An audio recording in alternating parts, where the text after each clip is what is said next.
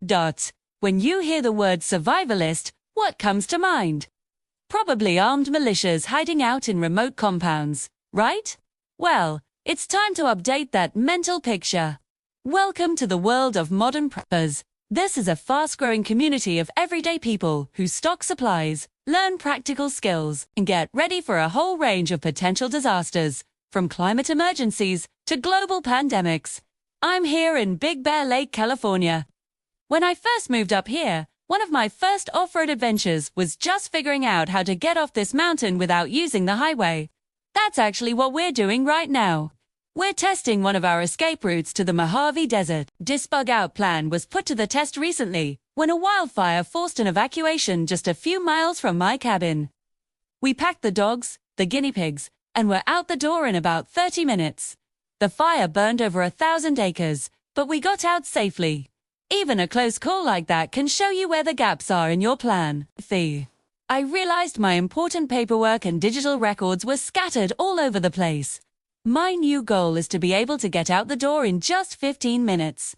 Our country's infrastructure just can't handle major emergencies.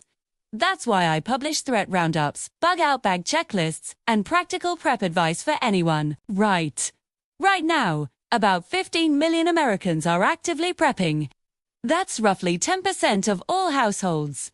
This rise in prepping isn't just driven by fear. It's a response to real-world issues like climate change, economic uncertainty, and a growing feeling that in a crisis, we are our own first responders. I keep a full year's worth of food right here in my home, both freeze-dried and canned. But when the Gatlinburg fires hit nearby, I realized I needed a backup plan. Now I have a secure storage site a few miles away, just in case. Preppers really do come from all walks of life. Some, like Larry Hall, invest in ultimate luxury bunkers. He's turned former Cold War missile silos into high-end survival condos. We have a 75-foot saltwater pool, a 5-year food supply for every resident, hydroponic gardens, and even armed guards. Our clients are doctors, entrepreneurs, they all just want peace of mind. But not everyone wants to live underground. I'd much rather bug out than bug in. Keep a 1972 GMC pickup ready to go in case the grid collapses. And I'm even converting my hybrid to run without any sensitive electronics. Experts warn that a massive grid failure could potentially last for years. In the prepper community, we call this the SHTF scenario. The moment society as we know it breaks down.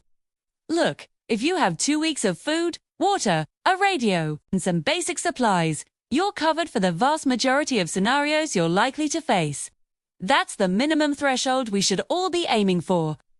While some people focus on personal bunkers, others are thinking bigger, looking to the far north. The Svalbard Global Seed Vault stores millions of seed samples deep inside an Arctic mountain, designed to protect the world's crop diversity against climate change, nuclear war, or any other global catastrophe. We built this to last 10,000 years. If the planet warms and the power fails, the permafrost will keep these seeds frozen for centuries. The vault isn't just a backup plan, it's a stark reminder that the genetic heritage of our food is incredibly fragile.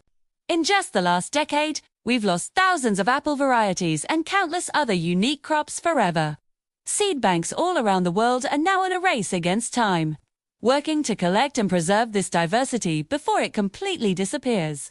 Beyond our food supply, the planet itself is in crisis. World Wildlife Fund reports a staggering 69% decline in wildlife populations since 1970 in Latin America and the Caribbean.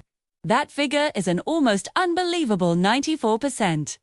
Here in the forests of Guatemala, we're trying a new approach. We're paying local families to protect the forest instead of cutting it down. It's a small cost for preserving the planet's biodiversity. Preppers, seed vaults, wildlife reserves. Each of these is a piece of a much larger puzzle. Whether you're stocking a pantry, building a bunker, or protecting a forest, the common thread is preparation and hope. In a world full of uncertainty, being ready isn't a sign of fear. It's a sign of optimism for the future. Thanks for watching, and don't forget to subscribe.